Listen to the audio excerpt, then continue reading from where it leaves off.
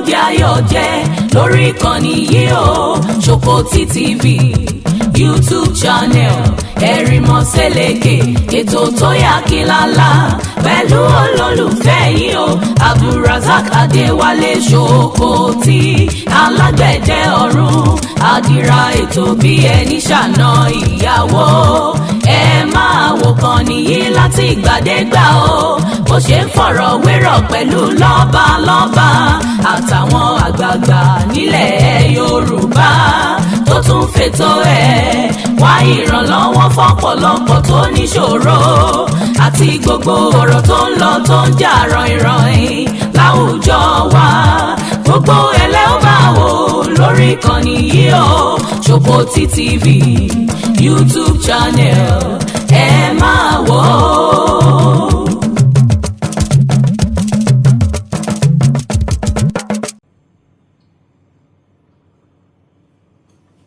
ẹ kú dédé àsìkò yìí o ẹ̀yin ọmọ kóòtù òjíire nílé lóko lẹ́yìn odi ní gbogbo orígun mẹ́rẹ̀ẹ̀rin àgbáńlá ayé. Yorùbá sọ pé ẹni tá a bá ṣe lóore tí ò dúpẹ́ bí ọlọ́ṣà kò ní lẹ́rù lọ ni. àwa mọ̀ lóore o àmọ́ lóore o ìdí tí mi ò tí ì sọ nǹkan tí mo ń sọ pa àmọ́ lóore ṣùgbọ́n ìdí tá a fi mọ̀ lóore mo kọ́kọ́ fẹ́ sọ síwájú fún yín torí àwọn kan bọ́lọ̀ ń ṣe dá wọn oníwọ̀nranwọ̀nran ni wọ́n lè bẹ̀rẹ̀ sí ní máa ṣépè sí. ìdí tá a fi mọ̀ lóore ni pé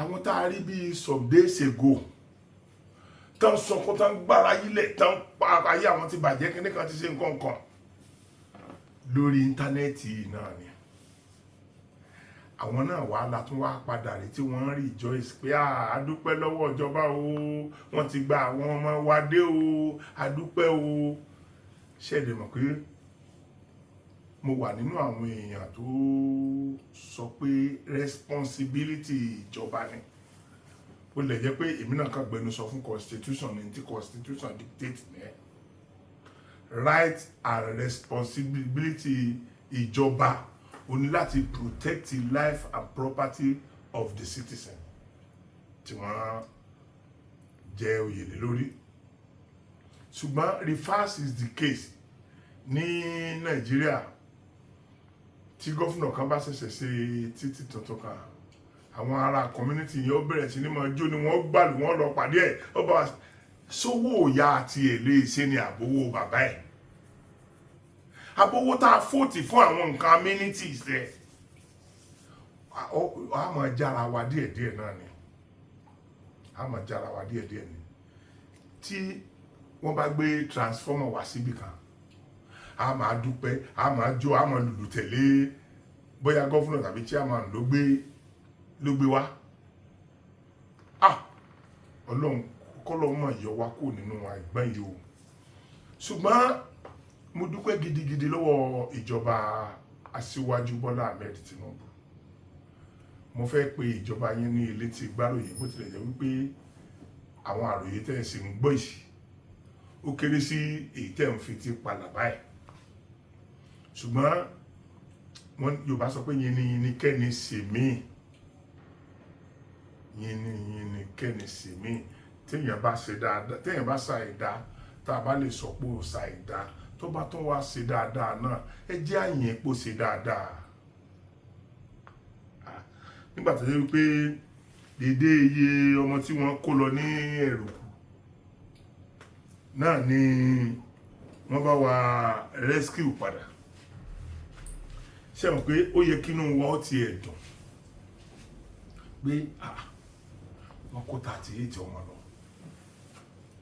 ìjọba dẹ̀ bá wa gba 38 yẹn padà àwọn òbí wọn dẹ̀ tó ti ń dunnú kò dẹ̀ tí ì pọ̀ṣẹ̀ kan tó bá jẹ́ pé bẹ́ẹ̀ yẹn ni àwọn Buhari ṣe jára mọ́ nígbà ayé àwọn ọmọ tí wọ́n kó lọ sí Sambisa jọ́sí kò ní rí báyìí wọ́n á rí ọ̀pọ̀lọpọ̀ rescue nínú wọn àwọn gọ́fìmẹ̀ntì ìwèrè kan wà tí wọ́n máa ń sọ wípé láyé àwọn ò lè fowó gba ọmọ tán bá gbé. El-Rufai wà nù wọn, ṣùgbọ́n El-Rufai ẹnu tí ẹ máa ń takora wọn ni. Òun ló kọ́kọ́ jẹ́ ká mọ̀, mo fi hàn yín nínú fídíò kan tó lọ, mo fi méjèèjì hàn yín ibi tó kọ́ sọ pé tán bá fẹ́ náà la máa fún wọn, owó tán bá yé tán bá fẹ́ a máa fún wọn. Òun náà ló sì tún wá padà sọ wípé láyé òun ò lè fi tóun ò ní ṣe láyé bí ẹni pé kìí ṣe rí, tóun ò ní ṣe láyé ni kóun ó fi $1 gba ọmọ tán bá jí gbé padà. Mú gbogbo náà pé kó lóun tiẹ̀ ṣe kí wọ́n jí ọmọ tiẹ̀ náà gbé kó rí bí ṣe rí lára. Kó rí bí ṣe owó ìyáláyà ẹ̀kọ́ owó bàbá ẹnìkan kọ́, owó ìyáláyà gbogbo wa ni, owó bàbá ẹ gbogbo wa ni lówó Nàìjíríà yìí. So àti fi rescue ọmọ Nàìjíríà wá dogun. Àwọn ti Catholic Church náà tí wọ́n tún bá wa rescue, ọpẹ́ ni ọ̀rọ̀ wa o. Wọ́n tún bá wa rescue àwọn náà, àgbà àwọn yẹn náà 28 lápẹ́ wọn, 28 àwọn students 28 ní Kebbi wọ́n rescue àwọn yẹn náà. Inú àwọn ọmọ àwọn òbí yẹn àti bí àtàrà wọn yóò máa dùn lọ́wọ́lọ́wọ́ báyìí. Wọ́n tí mẹ́rin ọba dùn sí eré òwú ẹ̀ nìyẹn, torí báwọn yẹn ṣe ń rejoice báwo yẹ káwa náà rejoice pẹ̀lú wọn ni. Ṣùgbọ́n tá a bá wá rejoice pẹ̀lú wọn, èmi nìkan kọ́ ni mo pe àkíyèsí ìjọba pé right and responsibility yẹn lè àbádọ́n tẹ̀sí yìí wọ́n ti ń jí àwọn èèyàn gbé máa ń là, tí mo tún pe aṣíwájú tí mo sọ fáṣíwájú pé nǹkan yìí àtúnlọ kóyàn ló ń bọ́ọ̀gì yẹn. Ayé Buhari ló ti ṣẹlẹ̀ gbẹ̀yìn o, kó tó di pé Buhari lọ à ń lọ kóyàn gbìyì lẹ́ẹ̀kan náà yẹn kò tún ṣẹlẹ̀ mọ́ o, sórí tí yín ní òtún ti bẹ̀rẹ̀. Mo sọ́nà o, táwọn bá wá lè wá gbòó dákan fún nǹkan yẹn tí wọ́n lọ rescue àwọn ọmọ yẹn padà, whichever means, whichever way náà lọ rescue àwọn ọmọ yẹn padà. Sẹ́mu pé ìbànújẹ́ ti kúrò ní ìdílé yẹn bẹ́yẹn, ó dẹ̀ kí wọ́n máa yọ̀ pẹ̀lú wọn ni. Bó síbẹ̀síbẹ̀ náà ọ̀tá ẹni yìí pòdù ọ̀yà, bọ́tà ẹni bá pòdù ọ̀yà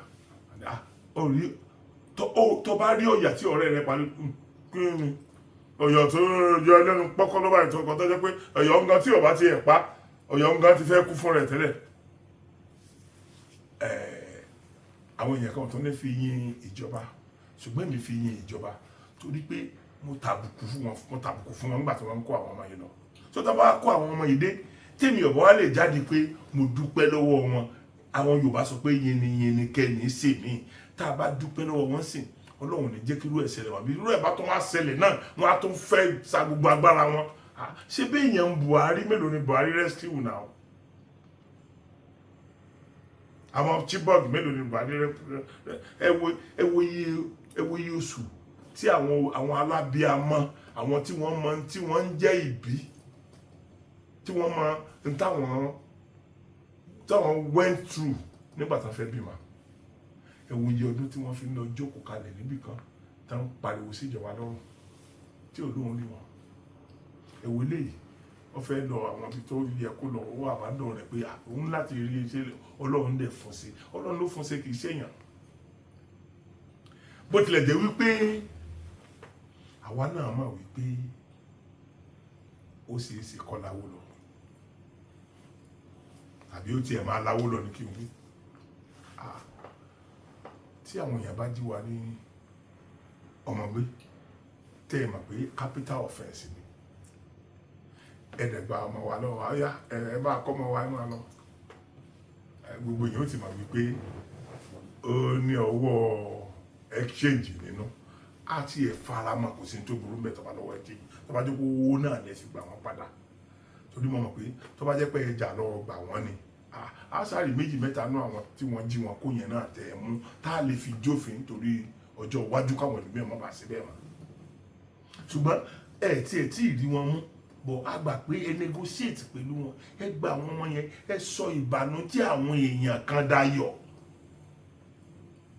báwọn yẹn bá ń yọ̀ ó yẹ kí gbogbo wa bá wọn yọ̀ ní ìgbà tá ń sunkún ó yẹ kí gbogbo wa bá wọn sunkún ní ara ẹkún ti wá táwa ń sun ńlẹ pípariwo táwa ń pariwo pé ìjọba ò ṣe dáadáa báwo ni ìjọba ṣe máa lajú ẹ lẹ́ta máa ṣe irú nǹkan yẹn ìyẹn ní ara ẹkún tí àwa náà sun so gbogbo ẹkún náà kò ní mú omi jáde lójú níbi tí ọ̀rọ̀ wa dé yìí àwọn ìjọba tó wà wájú wọn jù sí ní 2027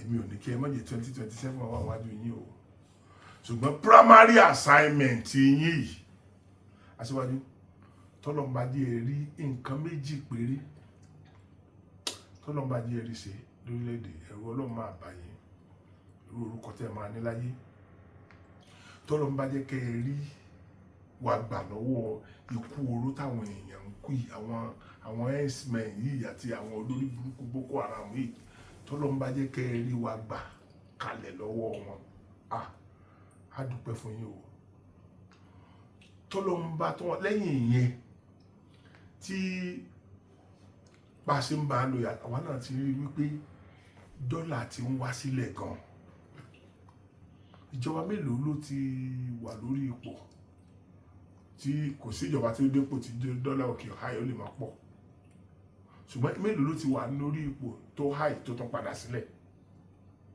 mélòó nínú àwọn ìjọba tá a ti ní ṣe mọ̀ pé eléyìí ti ń pa èmi mò ń rí tọrọ kọ́bọ̀ lórí YouTube dọ́là náà dẹ̀ fi ń sá fún wa ṣe mọ̀ pé ara àwọn tí inú mi tó yẹ kó náà máa bàjẹ́ tí dọ́là bá ń wálẹ̀ ńlẹ̀ mi ṣùgbọ́n gbogbo ẹni tó bá ti ń ṣe bẹ́ẹ̀ nínú àwa tá à ń gba dọ́là lórí kinní yẹn bó tẹ̀ tó lè òkèrè tó olórí burúkú èèyàn olórí burúkú èèyàn lọ́gbọ́dọ̀ máa ronú bẹ́ẹ̀ yẹn bí dọ́là bá di 1-to-1 ọkàn mi ò lè bàjẹ́ torí mọ̀ pé owó tó lókè náà ní ó padà wálẹ̀ ṣe rí ẹlẹ́kejì ni pé iná àti ń rí náà lò díẹ̀díẹ̀ àwọn ọ̀tá yín wọn ò lè gbà igbó ilé tí mo sọ ìmọ̀ campaign fún yín lójú àwọn ẹlòmíín ní ìròrí wa yàtọ̀ so ọ̀pọ̀lọpọ̀ àwọn ẹlòmíín sìn gbogbo tí mò ń sọ yìí mo fi ń pa yín lẹ́nu bọ́ àkíyèsí tèmi fẹ́ pè yín sí Aṣíwájú Bọ́lá Ahmed Tinubu ni pé bí gbogbo àwa ń wá òmìnira nílẹ̀ Yorùbá bọ́ àti ìrí ṣùgbọ́n ìjọba tó sì wà nílẹ̀ yìí ó kàn sáyìn wa torí Ọlọ́run tí ó yọ wá ń jọ́ sí ni ò jẹ́ kó jẹ́ wípé ọmọ Fúlàní yẹn ló tún wọlé torí gbogbo yín náà mọ̀ pé life patron àwọn darandaran ní Àtìkù gbogbo yín lẹ́dẹ̀ mọ̀ bẹ́ẹ̀ irú ayé wo lẹ́rù pa àbá máa gbé lọ́wọ́lọ́wọ́ báyìí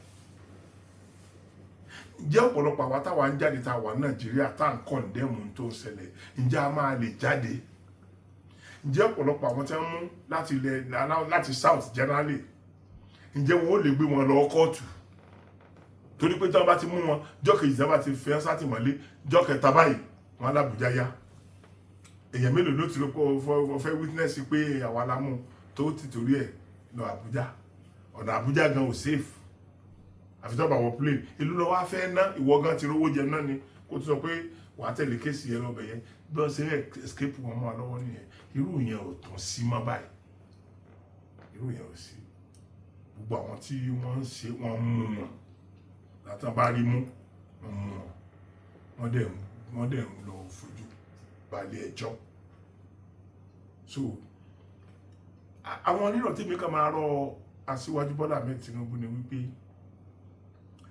wọ́n ti mú Nnamdi Kanu ti lọ ẹ̀wọ̀n inú mi dẹ̀ dùn sí ẹ̀wọ̀n tó lọ ẹ rí pé mo kọrin fún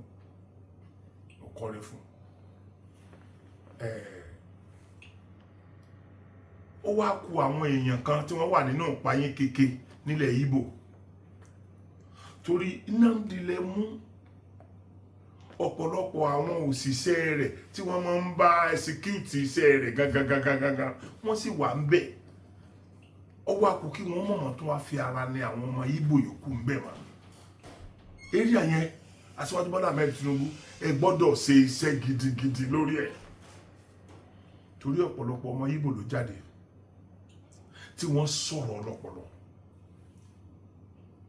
Ọ̀pọ̀lọpọ̀ ọmọ Ìgbò ló jáde tí wọ́n sọ̀rọ̀ ọlọ́pọlọ. Wọn ò bú ìjọba yín, wọn ò bú mo ti rí ẹnìkan tó sọ wípé lọ́ọ̀yà ni Ìgbò. Ẹ jẹ́ kí n fi fídíò rẹ̀ hàn yín. Ẹ̀yin èèyàn mi, ẹ dákun ẹ bá mi listen sí ọmọbìnrin Ìgbò lọ́ọ̀yà yìí, ẹ bá mi listen sí. Did a very thorough job. I have gone through the judgment. I read it. That judgment is airtight. Justice Omotosho did a very thorough job. Now let us even look at it. He had his lawyers along the line. His choice of lawyers were even very okay. Canada BSAN. I love that man to super. Good, brilliant, one of the best lawyers in Nigeria. He had them along the line. He debriefed them that he want to do his case himself. They gave him time to do his case himself. He started dribbling everybody. Okay, look at his attitude in court. How do you even start to beg for such a person? I was just asking. How do you didn't want to beg for such a person? How? Get a hold of your emotions. Because the international community is watching. Now they don't want to beg for you. How did they start? Did I insult a judge, call a judge by the name and tell him he doesn't know anything? Did I push people, don't touch me? Why the grab to what end? And nobody's looking at that. Nobody's looking at that. He had his chances. Okay, defend yourself. Yes, anybody can defend. Anybody can represent yourself in court. Defend yourself. Time was running out. Defend yourself. Nothing. Let me tell you, when you rest your case on that of the prosecution, when you say, look, I have no case to answer, or I rest my case, it's suicidal. We are not giving the courts the right to judge you by your opponent's testimony against you. That is what he did. Okay, my opponent has finished talking. I don't have anything to answer him. You face to put a defense. No matter what the defense is, put up a defense. You did not put up a defense. You did not put up a defense. And you want the judge to give you what you don't ask for. You want the judge to perform magic. How?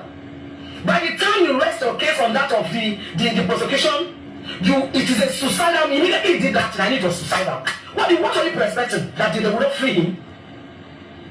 He couldn't even defend himself, come and say, leave your artist, leave your label, even though you know all the law.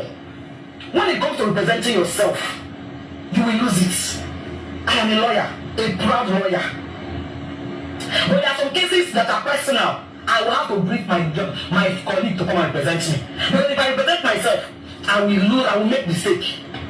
Dr. Adagoya, even if you are a born lawyer, Dr. Adagoya, when should come to shove, you call a lawyer, you brief a lawyer to please someone, you know the law, but when it comes to that, representing yourself, you must with it.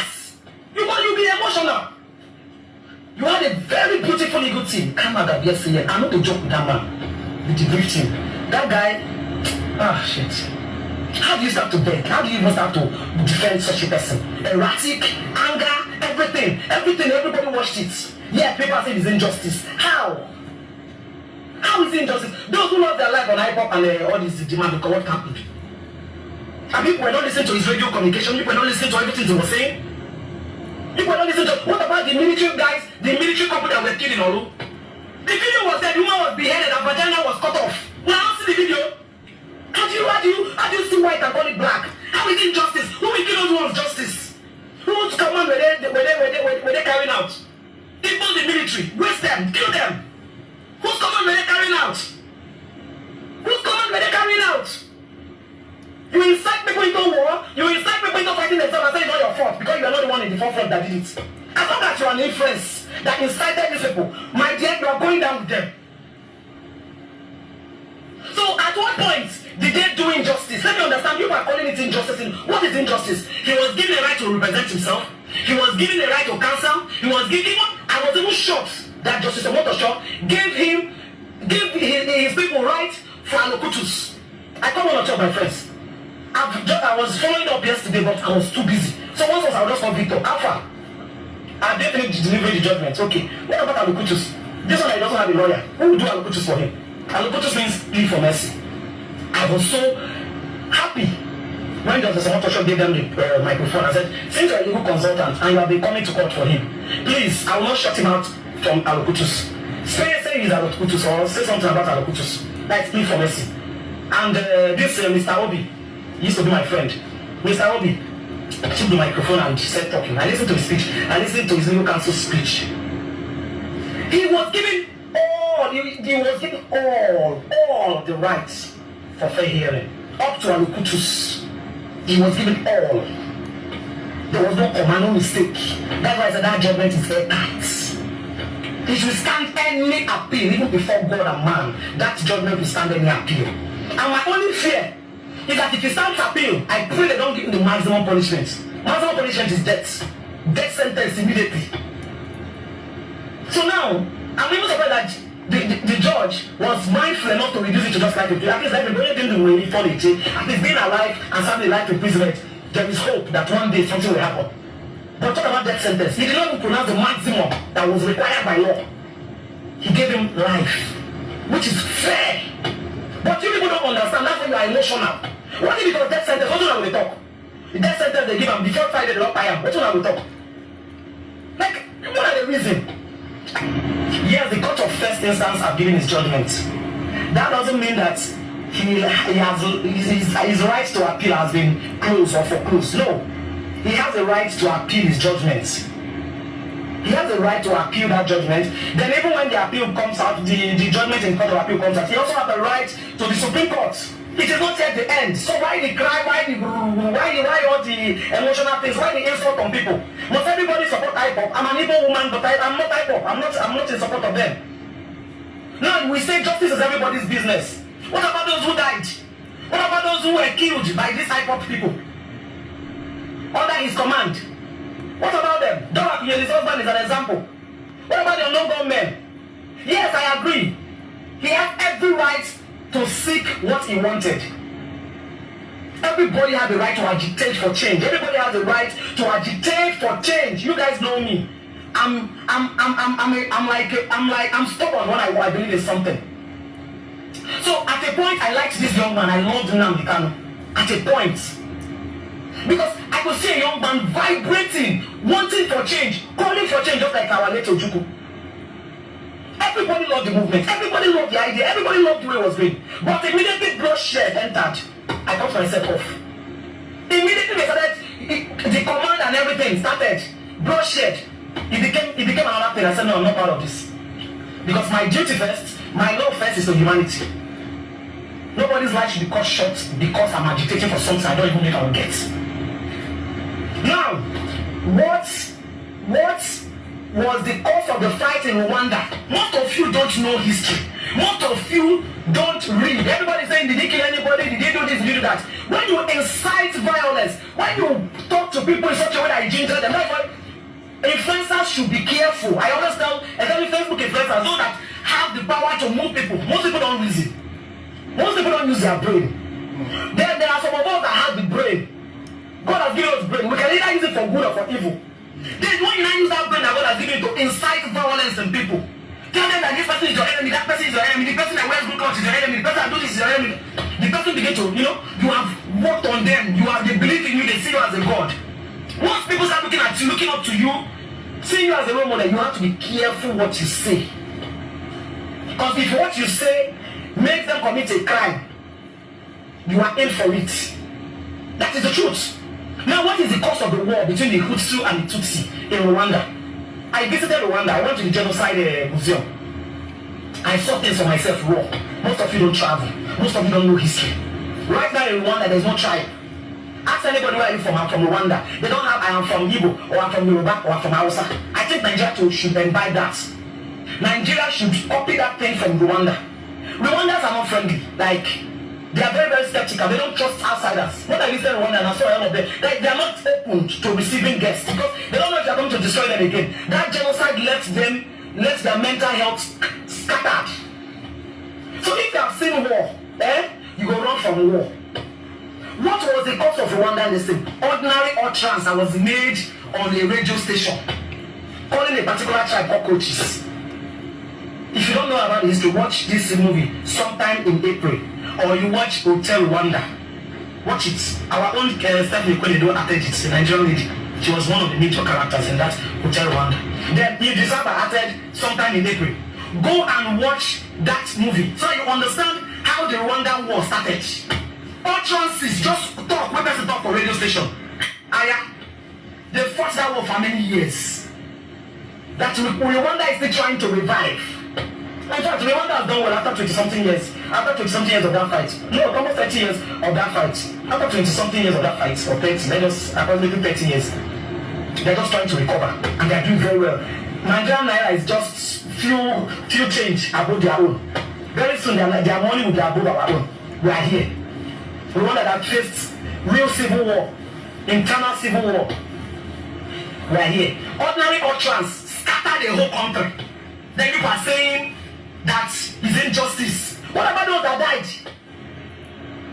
What about those that died? The ones that died? That if your family member did not die does not mean that the person who incited it does not deserve some punishment, level of punishment.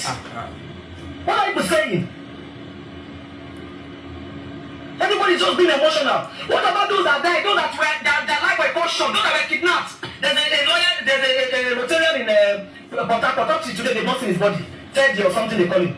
Speedy or Teddy, something like that. What are people saying? Igbos are the ones suffering this thing. Igbos are suffering it. Igbos in Ugwausa are suffering Ugwausa this thing. Any small thing, the Hausas will start burning their properties. Those in the north. Igbos in the north are suffering. Any small incitement, anything when not incite violence, they will burn Igbos property. Burn Igbos thing, pursue Igbos, kill Igbos. Igbos will run down to Igbo states. When they run down to Igbo states, their own home. Wahala. So Igbos, I began to cry for the Igbo. Where will they stay? Where will they come home? They run to Lagos. Lagos shall say no be Igbo. Get out. Come on, every Igbo. These are that. They go to Ugwausa. They threaten them. They come to Igbo. They threaten them. So where do you want Igbos to stay? Nobody's looking at that. Most of you are just head mentality, brainless.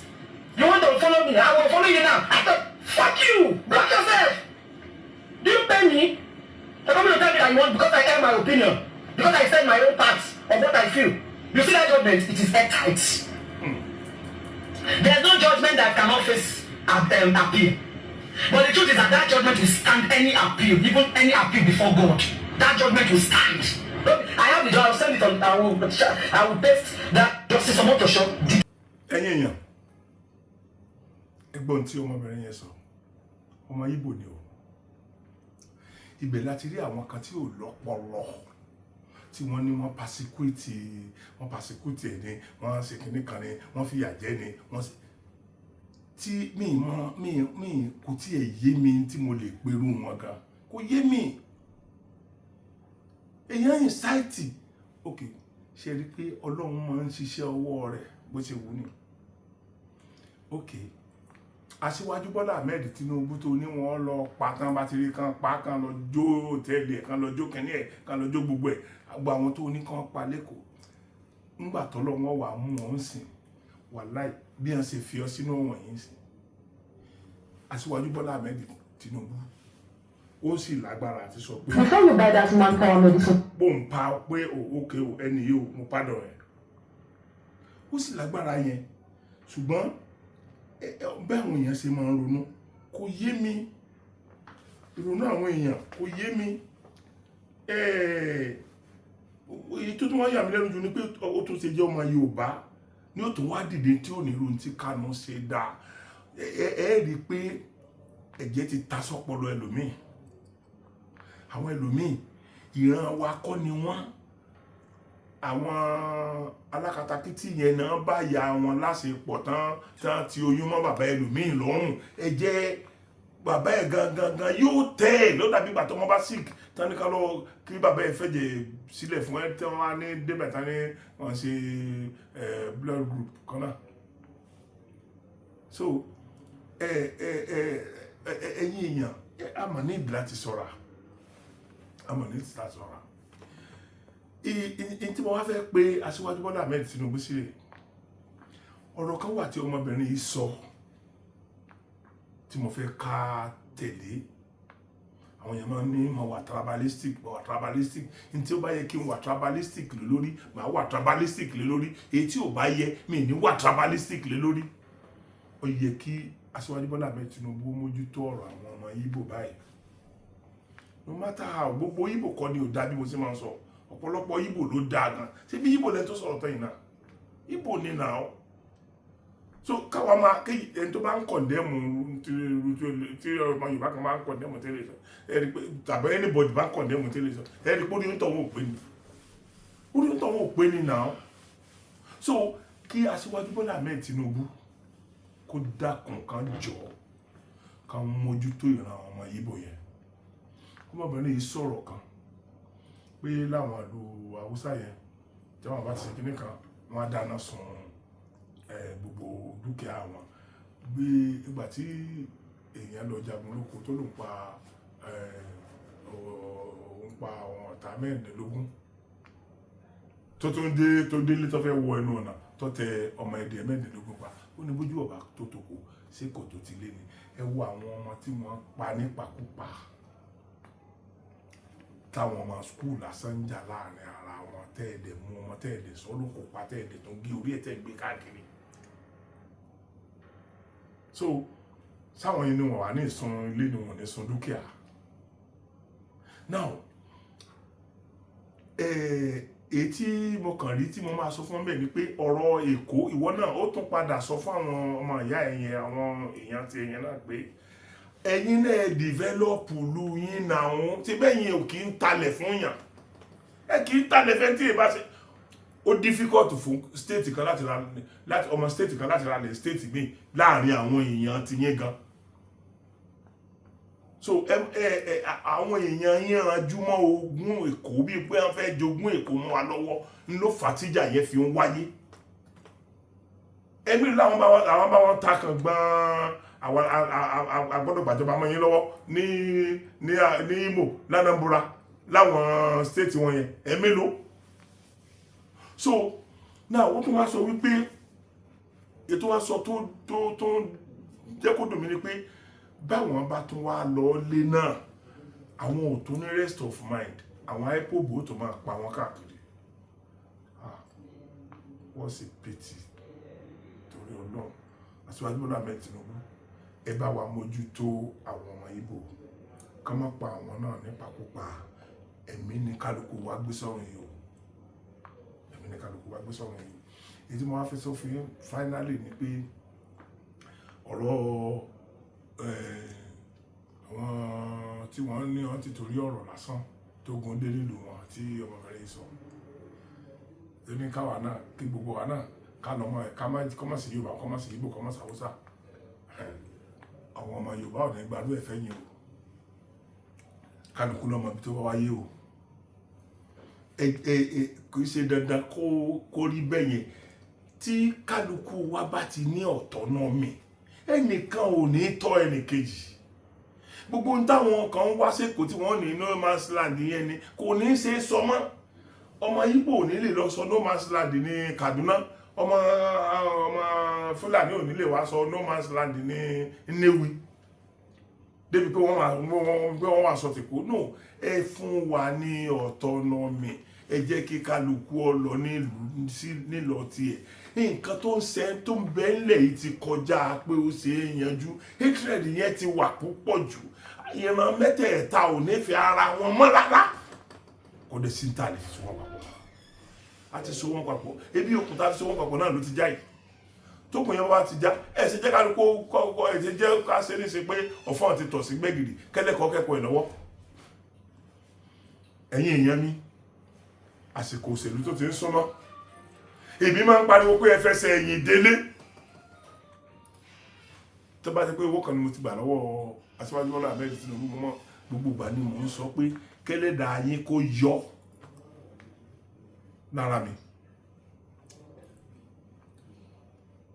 wọn ti ẹ̀ tí ì fún mi débi pé màá ti ẹ̀sùn pé mo fẹ́ gbà ní ògbà wọn fún mi èmi náà dẹ̀ fìgbà kan tọrọ lọ́wọ́ wọn rí ṣùgbọ́n tí mò ń try láti sọ ni wípé nítorí wá fi láǹfààní àti lè jáde sọ̀rọ̀ tá à ní bẹ̀rù ní pé ọmọ ìyá wa ló wà lórí oyè ẹ̀yin náà dẹ̀ ti gbọ́ ọ̀pọ̀lọpọ̀ nǹkan tí wọ́n sọ sìn wípé gbogbo àwọn pààyàn-pààyàn yẹn ní ti lọ kóra àwọn jọ báyìí pé àwọn fẹ́ dá ẹgbẹ́ tàwọn sílẹ̀, gbogbo wọn dẹ̀ ní orí Yorùbá ni wọ́n ń sọ̀rọ̀ lé lórí. Ṣé dandan kí ìyà yẹn tún padà jẹ wá ni? Ṣé dandan ni ká tún padà sọ́wọ́ àwọn apanirun yẹn ni, àwọn ajẹnirun yẹn ni? Ṣé dandan ni ká padà sọ́wọ́ wọn? Bí apá ọ̀bá ṣe é ká, bọ́ pé ọ̀bá ṣe é sán, èèyàn máa ń ka lérí náà. Èèyàn máa ń ka lérí náà. Ṣé Àtíkù láwà padà dìbò fún lórílẹ̀-èdè yìí tí ò ní máa mú àṣẹ àwọn ọmọ ìyá rẹ̀ sọ? So èmi tó ń fi àsìkò yìí sọ wípé mi tó bá wù kálukú kó pariwo lọ́wọ́, èmi tó ń fi àsìkò yìí sọ wípé gbogbo ìgbà tí Aṣíwájú Bọ́lá Ahmed bá ṣe àìdá màá máa sọ fún wọn pa ìdá lè ṣe, gbogbo àti wọn bá ṣe dáadáa màá tún máa fi dáadáa yẹn yìn wọn. Don't be surprised pé tá a bá tí ì gba òmìnira ilẹ̀ Yorùbá tó fi di 2027 wàláhì àwọn ni màá tó kì í sí lẹ́yìn, torí mi ní ẹ̀ǹdẹ́jà láìfara mi ní ẹ̀yìn. So tó bá rí mi pé ọ̀rọ̀ wọn bá sísọ lórí òṣèlú torí pé gbogbo àwọn tí ó jáde torí pé orí mi lẹ́yìn Aṣíwájú Bọ́lá Ahmed Tinubu, pọ́blẹ́mù tèmi ni, ìwọ náà rántí ẹni tó bá wù ọ́ kó tẹ̀lé, ṣùgbọ́n kò sí tọ́lọ́run ò lè ṣe kó tó di 2027 yìí, kò sí tọ́lọ́run ò lè ṣe. Gbogbo tá à ń sọ yìí náà tá à ń pariwo sí Aṣíwájú Bọ́lá Ahmed Tinubu létí, kì í ṣe pé àwọn náà gbọ́nà, àwọn náà lè ti rí danger tó wà ń bẹ́ẹ̀ sìn, wọn ò rí tẹ́lẹ̀, àwọn náà ti rí báyìí, torí àwọn náà rí pé táwọn bá ti débẹ̀ àwọn paná kan yẹn lẹ́ẹ̀kan náà ni kò ṣeé ṣe, àwọn kàbá yẹn sì wà ń bẹ̀, wọ́n sì lágbára ju anybody lọ, wọ́n lágbára àti lọ bá Amẹ́ríkà, wọ́n lágbára àti lọ bá ìlú kan pé ẹ wá gbèjà wọn. So torí táwọn yẹn dẹ̀ rí jẹ ní ìlú Nàìjíríà, wọn ò ní fẹ́ ká pé wọn ò ní fẹ́ ká lọ lọ́tọ̀ọ̀tọ̀. So mo bẹ̀ wá kálukú tún èrò ara rẹ̀ pa, ń pé anybody pé lágbájá wá tẹ̀lé Aṣíwájú Bọ́lá Ahmed Tinubu, mi ò pé o. Wọ́n tó wá feel pé ẹni tó yọ tẹ̀lé ni ẹ tẹ́lẹ̀, wọ́n tó bá feel pé Òbí ló yọ tẹ̀lé tẹ́lẹ̀, wọ́n tó bá feel pé Àtíkù ló yọ tẹ̀lé tẹ́lẹ̀. Kálukú ló ní right sí opinion rẹ̀ o. Tẹ́nìkan bá blame mi lórí pé kìnnì kan tí àbá tí ì rí ìjọba àwa ara wa tá a fẹ́ gbàgbà, ẹni tó bá wù mí ni màá tẹ̀lé o, torí mo mọ̀ pé àlágbára tá a fi gbàjọba lọ́wọ́ àwọn olóṣèlú àfi tọ́lọ́ máa bá wa ṣe, bóyá wọ́n decide láti regionalize wa kí kan tiẹ̀ fún wa lómìnira kí kálukú wọn dádúró. Nation nílẹ̀ Yorùbá náà, nation nílẹ̀ Ìgbò, nation nílẹ̀ Haúsá, ẹ̀yọ̀ǹda kálukú ọmọ lọ náà, ẹ̀yọ̀ǹda fún kálukú ọmọ lọ náà. Àbọ̀ ọdún mélòó la fẹ́ ṣe irú eléyìí dá? Aṣíwájú Bọ́lá Ahmed Tinubu ọdún mélòó lẹ́ẹ̀mọ́ bá wọn gbó lọ́ba àgbẹ̀, ọdún mélòó ni wọ́n ṣe mọ̀ pé wọ́n ti bẹ̀rẹ̀ pẹ̀lú tiyín nìyẹn. Wọ́n fẹ́ máa gbé káàkiri nílẹ̀ Yorùbá ni, wọ́n máa jí wọn gbé káàkiri chọ́ọ̀chì. Ẹ mọ bẹ́ẹ̀ ṣe mójútó gbogbo chọ́ọ̀chì nílẹ̀ Yorùbá báyìí, ẹ mọ gbogbo bẹ́ẹ̀ ṣe mójútó gbogbo iléèwé nílẹ̀ Yorùbá báyìí. Otherwise Ọlọ́run ní já fojú sunkún ara wa, Ọlọ́run ní já fojú sunkún ara wa, Ọlọ́run ní já fojú sunkún ara wa. Mo bẹ̀ yín lórúkọ Ọlọ́run, àwọn Fúlàní wọn èyí ṣe ń tu yẹ káàlì tá a lè máa bá gbé lọ láéláé o. Àwa èyí apààyàn làwọn o. Ẹ̀yin èèyàn mi kò ní jù báyìí lọ o. Mo kí gbogbo wa wípé ojú ò fẹ́ ra kù.